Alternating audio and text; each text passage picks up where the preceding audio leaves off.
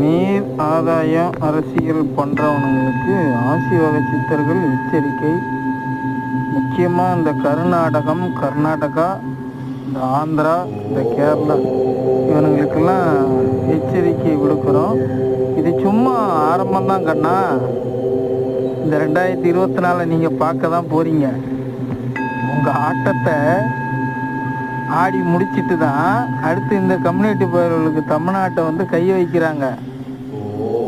ஆடுங்க உங்கள் ஆட்டம் எது வரைக்குன்றதை வந்து பார்க்கணுன்றது ஆடை விட்டு தான்